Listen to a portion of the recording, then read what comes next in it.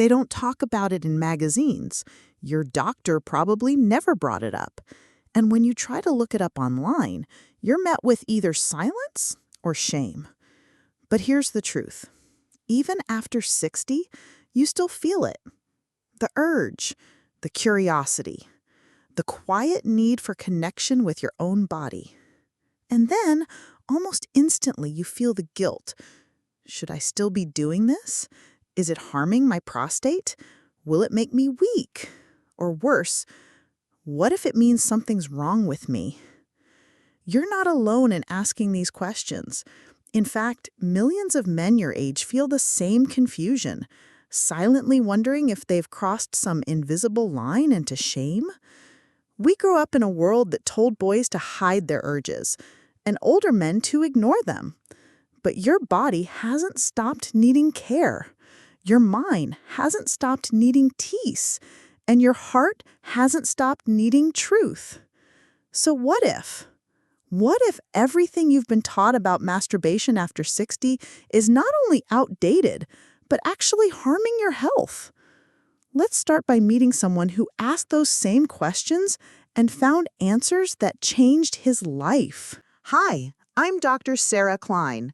I'm a board-certified urologist and men's health specialist, and for the past 27 years, I've walked alongside thousands of men, especially those over 60, as they navigated the quiet challenges no one else talks about. From declining energy to silent worries about performance, I've seen how misinformation creates fear, shame, and unnecessary suffering. And I want you to know you're not broken. You've just been misinformed. Today, I'm going to gently walk you through the biggest myths around masturbation after 60 and show you what's actually true. Let's start by clearing up the most damaging belief of all. Let's pause for a moment and ask the real question. What if it's not the act of masturbation that's hurting you, but what you believe about it? You see, most men over 60 grew up with messages that connected self-touch with shame. Words like dirty, weak, or sinful were whispered or shouted into your ears from the time you were a boy. So now, even decades later, you may still carry that same quiet discomfort. Even if no one says it out loud, it lingers in the background of your thoughts. And over time, that shame doesn't just sit in your mind, it moves into your body. Here's what I mean.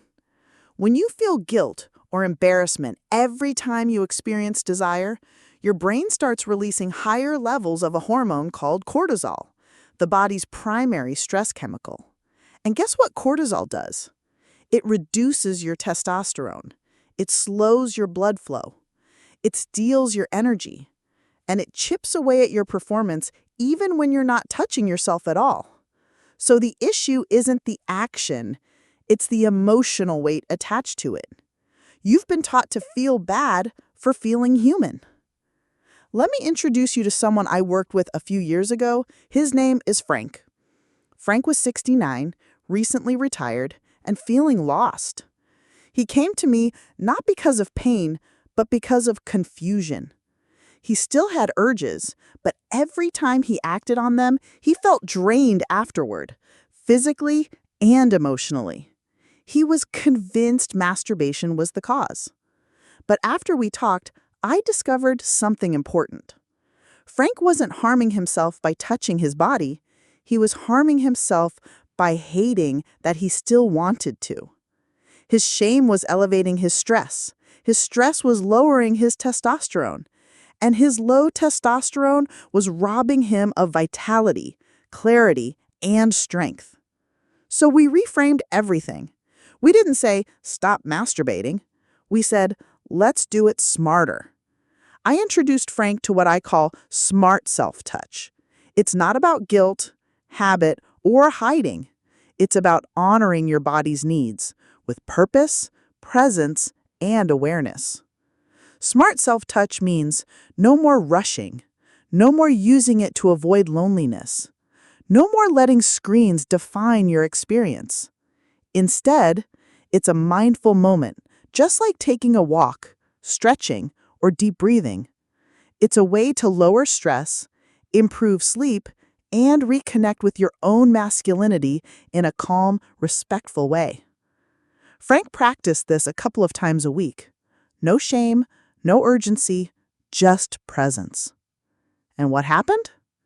After 2 months, his blood pressure improved, his mood lifted, and he told me with tears in his eyes, I didn't know I could still feel peace in my own skin. So let's be clear, the real problem isn't masturbation. It's isolation. It's misinformation. It's trying to bury your desire instead of understanding it. You are not wrong for feeling. You are not weak for wanting. And you are not broken for needing connection, even if it begins with yourself. Now that we've reframed the truth, let's dive into the first myth that's kept so many men afraid and what science really says about it. One of the biggest fears I hear from older men is this: Doctor, will this give me prostate cancer? The myth that masturbation damages the prostate or increases cancer risk has been passed around for decades like an old ghost story. It's whispered in locker rooms, carried across generations, and rarely questioned. But here's what you need to know. Science tells a very different story. In fact, several well-respected studies, including research published in the Journal of the American Medical Association, have shown that men who ejaculate more often in their 60s and 70s may actually have a lower risk of developing prostate cancer. Let that sink in. It's not masturbation that causes harm. It might just help protect you. So, how did this myth start? For years, doctors and the public misunderstood the prostate. Because it's a sensitive gland connected to male pleasure, many thought stimulating it too much could cause it to wear out or become inflamed. But the opposite is more often true. When the prostate becomes stagnant, when it goes weeks or months without being emptied, the fluids can build up. That stagnation, combined with inflammation, can lead to discomfort, swelling, and even infection. Just like any part of the body, healthy use is better than total disuse.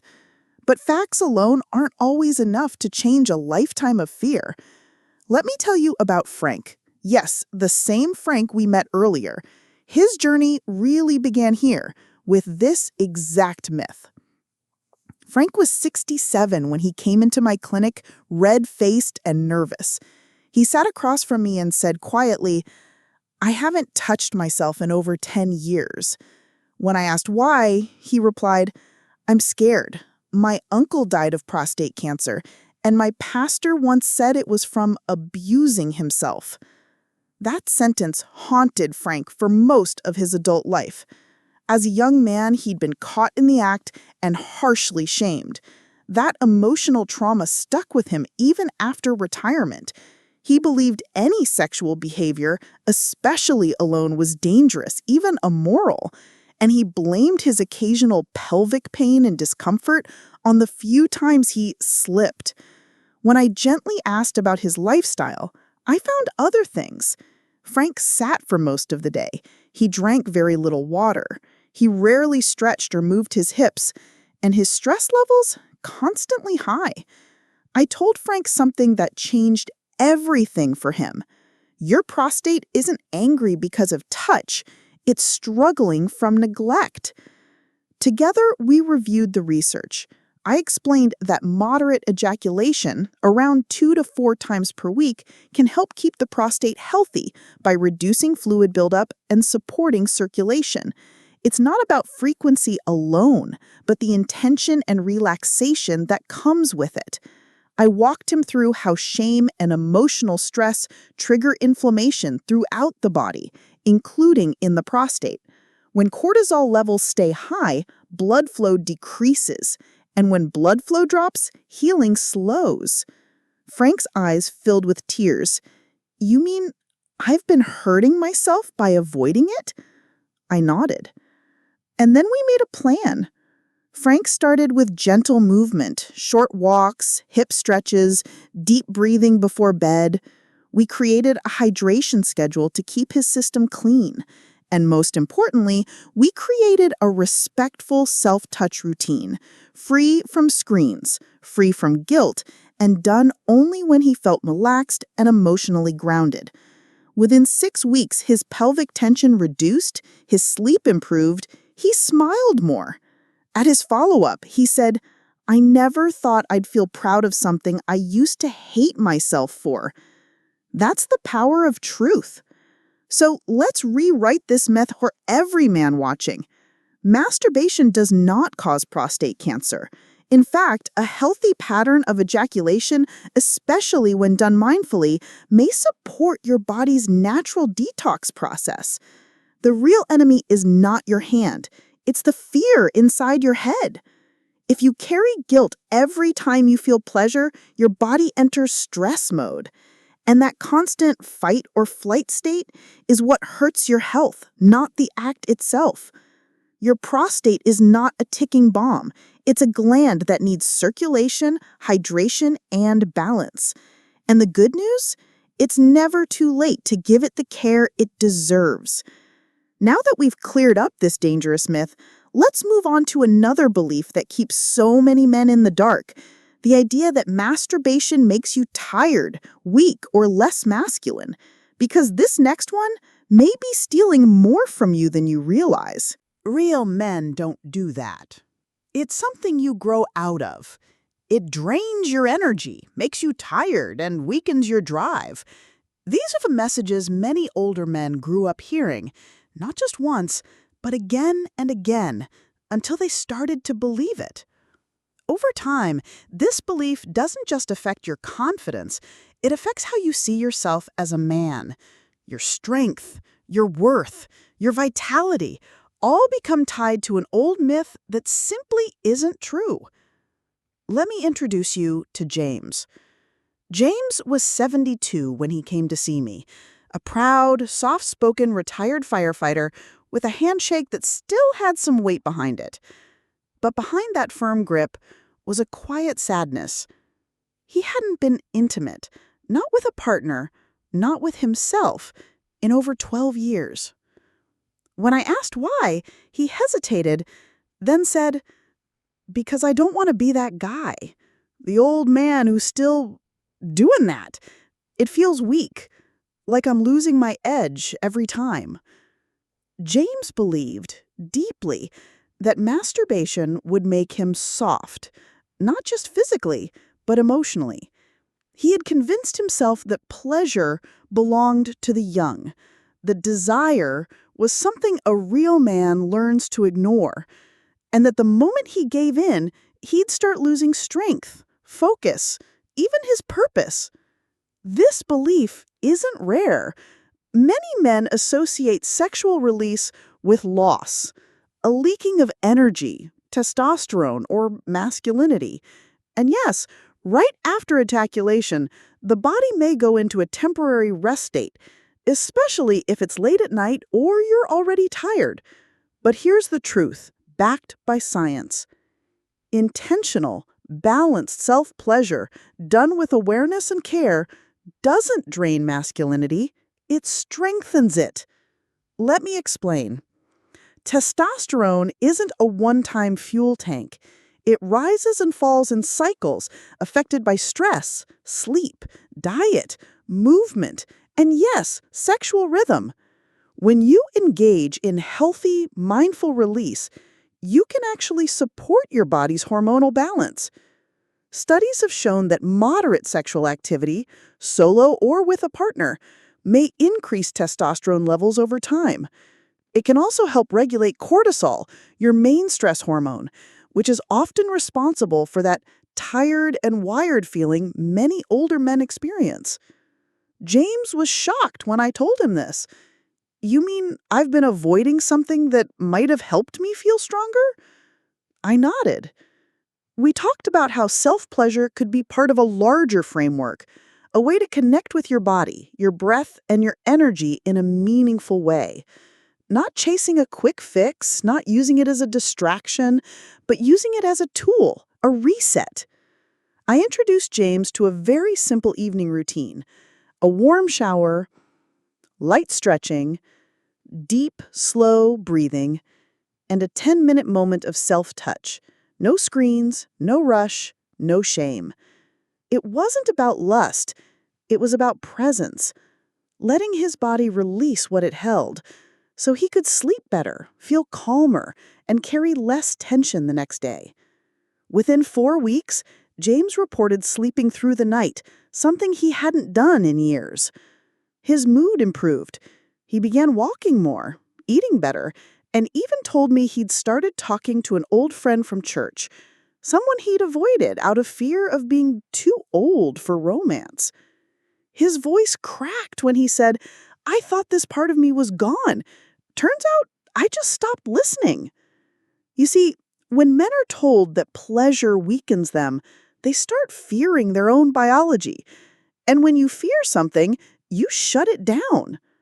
But your body never stopped wanting connection. It just got quieter. And the good news? It's still there. And it's not making you weaker. It's reminding you that you're alive. Here's the reframe I want every man watching this to hear. Masturbation doesn't make you tired or weak. Shame does. Ignoring your needs, pretending your desires don't exist, bottling up that energy until it leaks out in stress, anger, or sadness, that's what drains your strength. But when you touch yourself with care, with purpose, with no judgment, you're not losing anything. You're reconnecting with your own rhythm. This isn't about addiction. It's not about compulsion. It's about balance. It's about biology.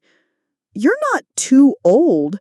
You're too important to live in fear of something so natural. James learned that, and you can too. Now that we've debunked the idea that self-touch makes you weaker, let's address one more myth that keeps good men stuck: the belief that masturbation ruins your intimacy with a partner. Because that one, it's keeping couples from healing in ways they never imagined. For many older men, this is the fear they never say out loud. If I keep touching myself, will I lose my connection with my partner? Or worse, is this the reason I can't perform when it matters most? It's a heavy thought, and one that leaves many men feeling stuck between guilt and silence. They don't want to lose intimacy, but they're also afraid to explore it alone. So they stop, not because they're at peace, but because they're scared. Let me tell you about Albert. Albert was 64 when he came to me. He'd been married to his wife Denise for over 35 years. They loved each other deeply, but over the last few years, intimacy had become strained. He told me, "Every time we tried, I couldn't get there, and I started to think it was because I was doing it alone." Albert was convinced that his occasional solo sessions were using up his ability to perform. He felt like he was broken, like he had rewired his body the wrong way. And worst of all, he didn't want to tell his wife because he thought she'd feel betrayed. But here's what we discovered together. Albert's issue wasn't masturbation. It was anxiety. Each time he and Denise tried to connect, his brain flooded with fear. What if I can't stay hard? What if I disappoint her again? What if this means I'm not a man anymore? And when the brain is in fear, it cuts off the body's ability to respond. That's not weakness, that's biology. You see, the erection process is not just physical, it's deeply neurological. When you feel safe, relaxed, and emotionally connected, blood flow increases. But when you're in panic or shame, that blood flow drops, often instantly. On top of that, Albert was taking a blood pressure medication that's known to cause ED in some men. He was also struggling with poor sleep and low physical movement, both of which impact testosterone and circulation. We looked at his habits together, and what we realized was powerful. It wasn't solo touch that caused the issue, it was how he was doing it. Albert was rushing. He used his phone. He felt guilty afterward. He was training his body to respond quickly, in private, under pressure. So I taught him something called arousal reconditioning. It's the practice of resetting your brain-body connection by slowing down, using imagination instead of screens, focusing on breath and sensation, and rebuilding arousal pathways with intention. We created a 3-step routine. Quiet environment, no screens, no noise, just calm. Slow engagement, no rushing, just deep breathing, light touch, and noticing what felt good, not what had to happen. And emotional check-in. He journaled after, writing 1 sentence about how he felt physically and emotionally. This wasn't about reaching climax. It was about retraining his nervous system to feel safe and present again. I also suggested he talk openly with Denise. It took courage, but he did it. And to his surprise, she didn't react with anger or judgment. She cried, not because she was hurt, but because she finally understood what he'd been carrying. They made a new agreement to take intimacy slowly, to reconnect emotionally, to stop focusing on performance and start focusing on presence. Within 2 months, Albert reported more confidence, he was sleeping better, he felt more connected, not just physically, but emotionally. And most importantly, his body started responding again. Not because he stopped touching himself, but because he learned how to do it with care, intention, and without guilt. Here's what I want every man watching this to understand. Masturbation doesn't destroy intimacy. Shame does. Healthy self-pleasure can actually support your connection with a partner if it's done mindfully. It helps you understand what brings you pleasure, maintain blood flow and function, release stress before it spills into your relationship, stay connected to your sense of masculinity even when life changes. It's not about choosing between solo and partnered intimacy. It's about learning how they work together. When you touch yourself with shame, it creates distance. But when you do it with awareness, it brings clarity, and that clarity can save relationships. Albert learned that, and Denise, after years of silence, felt closer to her husband than she had in years. So if you've been blaming yourself, if you've been hiding your habits out of fear, please know this. You are not broken. You are not alone. And you don't have to choose between healing your body and keeping your relationship. They can work together. Now that we've cleared the air around all 3 of these damaging myths, it's time to see how the full picture fits together and why these beliefs, when combined, can quietly steal your vitality if left unchecked. Now that we've explored the 3 major myths, let's step back and look at the bigger picture. Because the real danger isn't just believing one of these myths. It's what happens when you believe all 3 at the same time. One belief says masturbation harms your prostate. Another says it drains your strength and weakens your masculinity.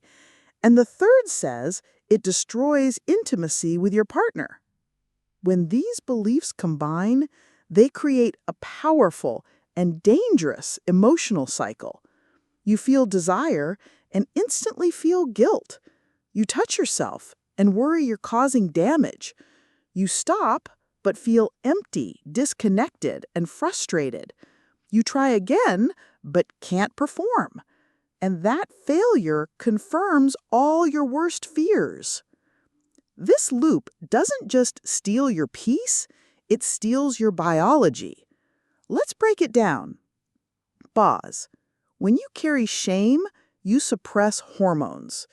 The moment guilt enters your mind, your body produces more cortisol, your stress hormone. Cortisol suppresses testosterone, and low testosterone leads to low energy, low confidence, and reduced sexual performance. Pause.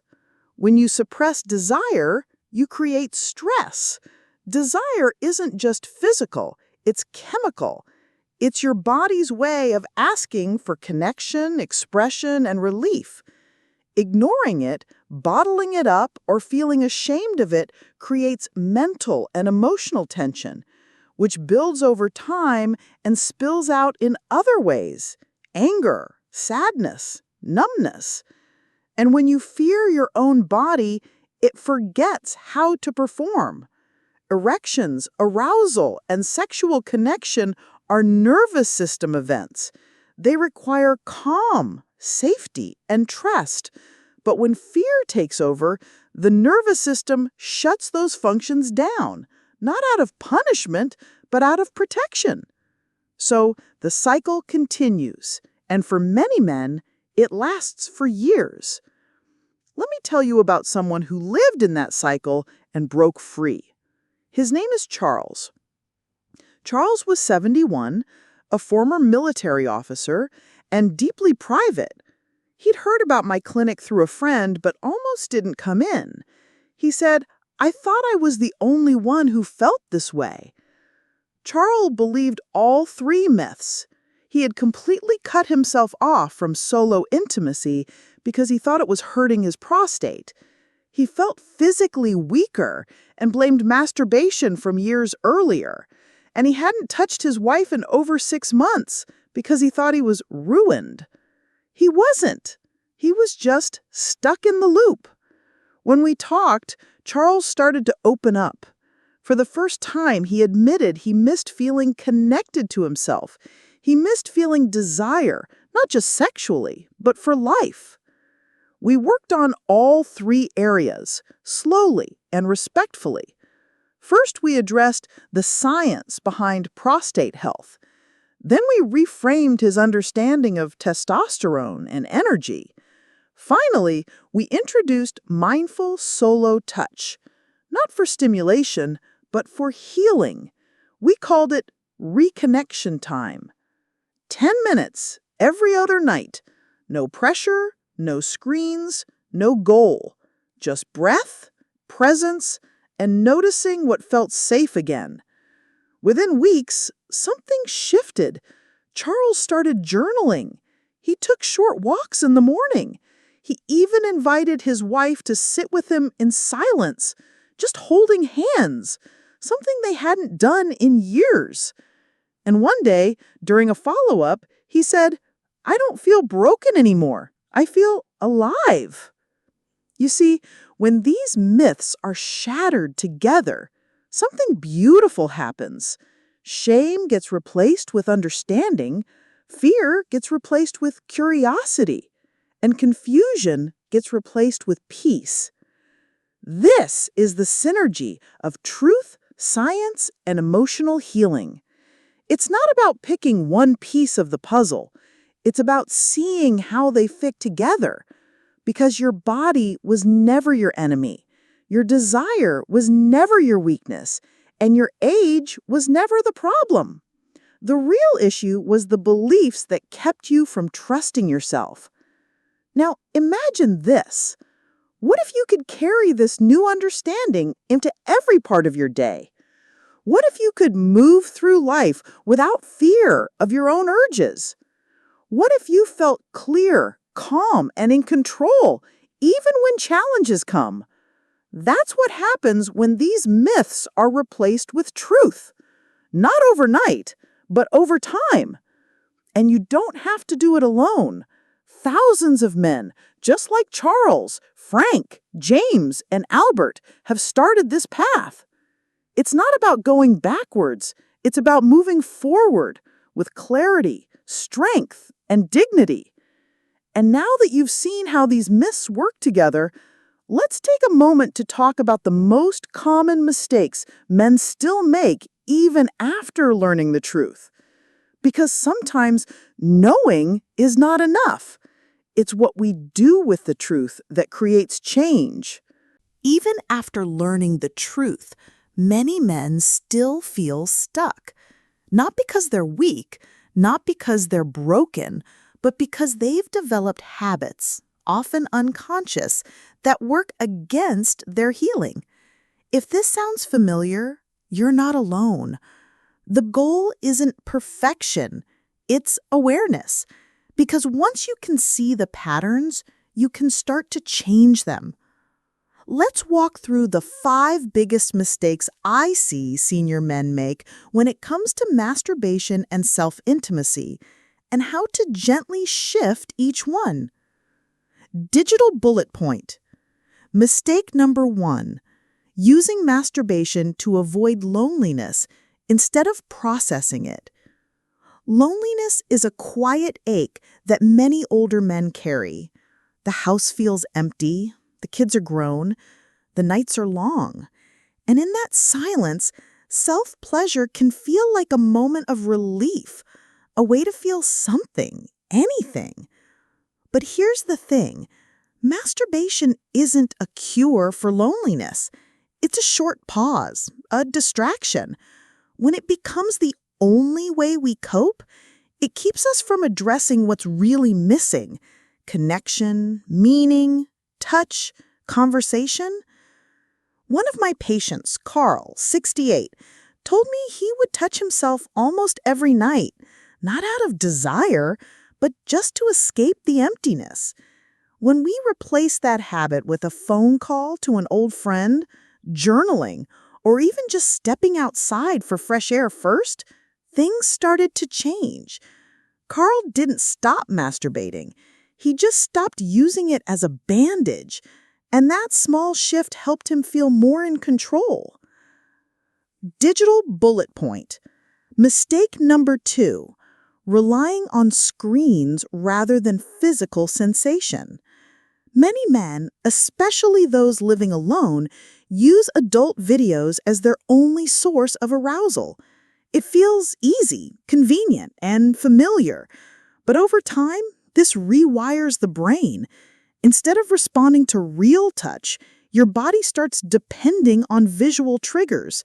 The problem is, those visual triggers are often fast, exaggerated, and disconnected from real life.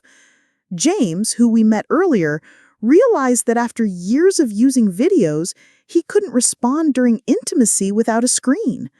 We helped him transition slowly, turning off the videos, focusing on sensation, breath, and presence.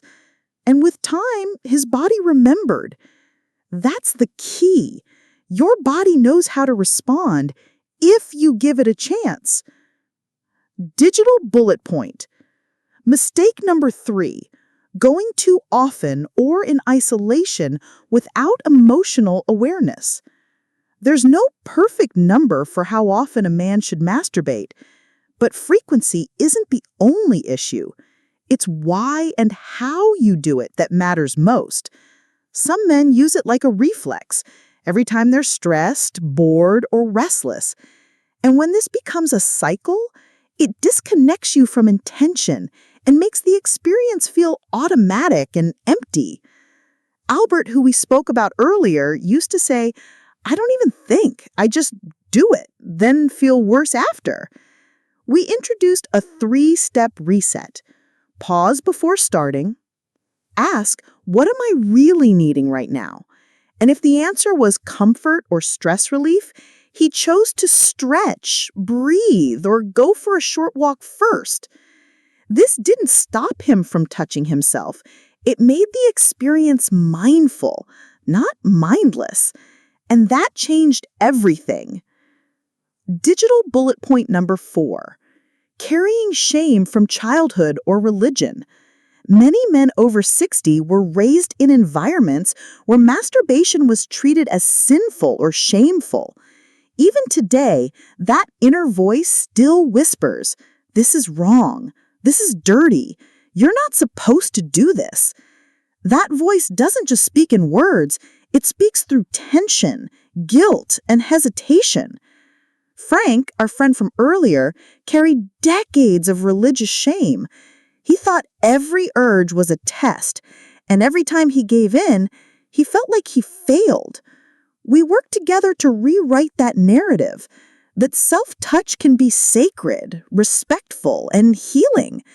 That it's not about giving in, it's about coming home to your body. For Frank, that shift didn't just ease his guilt, it gave him a new kind of peace. Digital bullet point number 5. Believing they're too old to be sexual beings. This one breaks my heart the most. So many men come to me with tears in their eyes saying, "I think that part of me is over." And I always say the same thing. If you're still breathing, you're still capable of connection. Sexuality doesn't disappear. It just changes shape.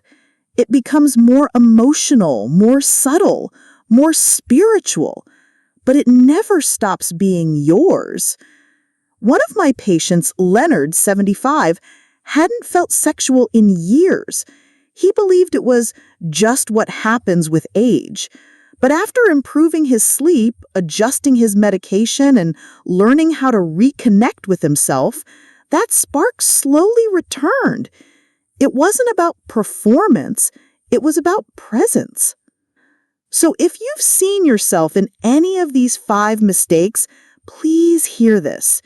You are not broken. You are rewiring. These patterns were built over years, often for survival, not for pleasure. And now with knowledge and compassion, you can start building new ones. This isn't about perfection. It's about progress, and it starts with small shifts. Replace guilt with curiosity. Replace rush with rhythm. Replace shame with self-respect. Because your healing isn't in some distant future. It begins the moment you stop punishing yourself and start listening to your body. Now that we've uncovered the habits that block healing, let's talk about the simple daily routine that supports vitality, confidence, and emotional peace, without shame, without pressure. It's time to build a rhythm that truly works for your life. Now that we've cleared away the myths and mistakes, let's talk about building a daily rhythm that helps your body heal and keeps your energy, clarity, and confidence strong. You don't need to overhaul your entire life. Just a few simple habits done consistently can change everything. I call this the daily vitality routine. It's not rigid. It's not complicated.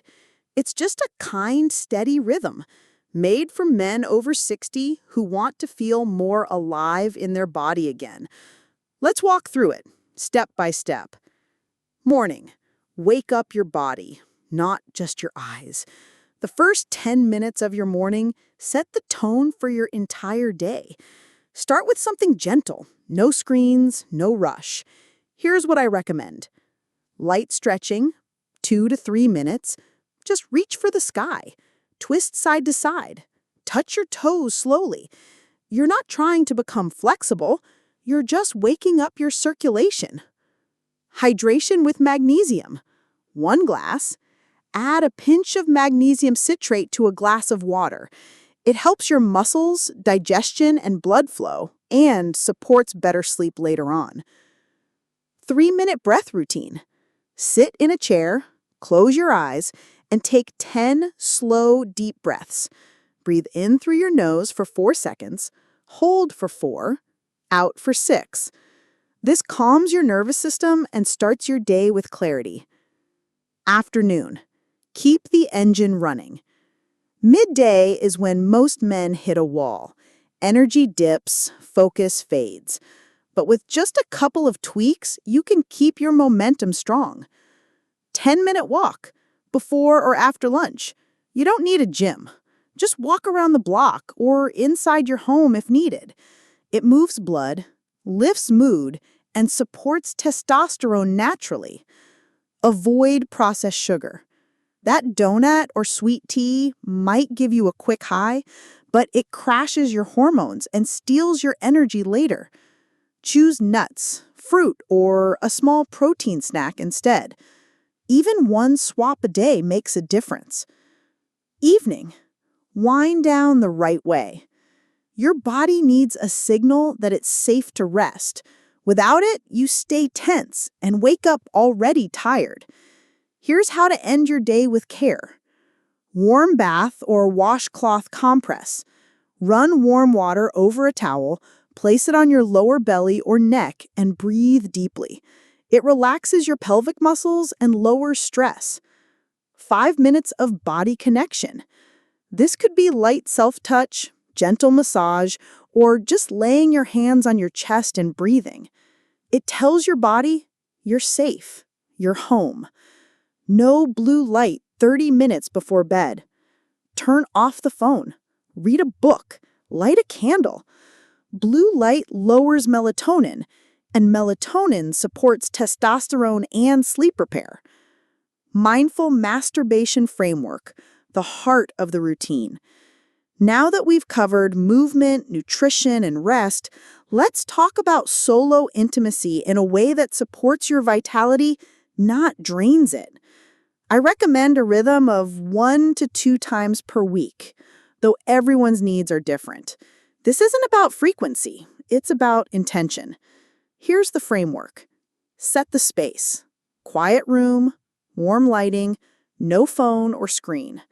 This is about connection, not stimulation overload. Check your emotion. Before you begin, ask yourself, am I stressed, lonely, curious, relaxed? Knowing your state helps guide your experience. Go slow. Don't rush. Focus on sensation, breath, and presence. This retrains your nervous system to respond with confidence and calm. No goal. Whether you reach climax or not isn't the point. This is about relationship, not release. One of my patients, Dean, 66, used to view masturbation like a race, quick, hidden, and forgettable. After practicing this framework, he said, "It's not even about sex anymore. It's about feeling like my body's mine again." That's the power of mindful rhythm. Why rhythm matters more than rules. You don't need to follow every step perfectly. What matters is consistency. Your hormones respond to rhythm. Your nervous system heals through routine. And your heart learns safety when you treat your body with gentle structure. So whether it's a walk at noon, a breath before breakfast, or a warm hand over your chest before sleep, every small act is a signal. I am worth caring for. And with that, let's finish this journey together with a message from me to you, as a doctor, and more importantly, as someone who truly sees you. Before we close, I want to speak to you, not as your doctor, but as someone who truly sees you. You've made it this far in the video, and that tells me something important. You care. You want to understand your body. You want to feel good again, not just physically, but emotionally, spiritually. And maybe deep down, you just wanted someone to say, "You're not alone." So let me say it clearly. As your guide, your advocate, and your friend, you are not dirty. You are not broken. You are human. You've carried so much: guilt, shame, silence, messages from childhood, religion, culture, or even past partners, all telling you to shut down, toughen up, or simply disappear from your own desire. But desire didn't leave you. It simply got quiet. And today, just by being here, you've started to listen again. One of my longtime patients, Ron, once said to me, "I spent 30 years being a husband, a father, a provider, but I forgot I was also a man." His voice shook when he said that. And I felt that truth. Because so many men forget. They forget they're allowed to feel. They forget they're allowed to want. They forget they're allowed to need something for themselves. So let me remind you, your body still remembers how to feel good. It still knows how to love deeply. It still holds the power to connect, to perform, to awaken. No matter what you've been through, no matter how long it's been, no matter what anyone has told you, even yourself. This isn't about chasing your youth. This is about reclaiming your rhythm, your peace, your right to be whole. Let go of what the world told you. Let go of the lies that said you should be silent, ashamed, or small. Let go of the fear that says it's too late. Because here's the truth. You are not too late. This is the beginning. The beginning of a new relationship with your body. The beginning of more honest conversations with your partner. The beginning of feeling alive again, not just on the outside, but from the inside out. And remember, it doesn't happen all at once. Healing comes in quiet ways, in choosing presence over performance, in choosing breath over shame, in choosing to stay with yourself, even when it's uncomfortable. You don't have to be perfect. You just have to be willing. I hope this video gave you something more than just information. I hope it gave you permission to listen, to feel, to trust yourself again. And if this stirred something in you, that's a beautiful thing. It means something inside you is waking up. Something that's been waiting, maybe for years, for this moment. So here's your next step, and it's not complicated. Be kind to yourself tonight. Touch your hand to your chest. Take one deep breath and say, I'm still here. Because you are. And I'm proud of you. Now let's take this new understanding and build something even stronger together. If you're still here with me, thank you. That tells me this message touched something real inside you. And now I want to invite you to keep going, not alone, but together. This channel is more than just videos. It's a place for men over 60 to feel seen, understood, and respected. It's science-backed, judgment-free, and built with your real-life struggles in mind. So, if today's message helped you feel a little lighter, a little clearer, or a little less alone, leave a comment below. Let us know what spoke to you or what you've been carrying. I promise, you'll be met with support, not shame. And if you haven't already, hit that subscribe button. That's how we keep walking this path together, one step, one truth, one healing at a time. This is your space. This is your community. You belong here. And finally, if you know a brother, a friend, a son, or even an old teammate who might need this message, send it to him. Because we don't heal in silence. We heal in connection. Thank you for trusting me with your time. I'll see you in the next video where we keep growing, one honest conversation at a time.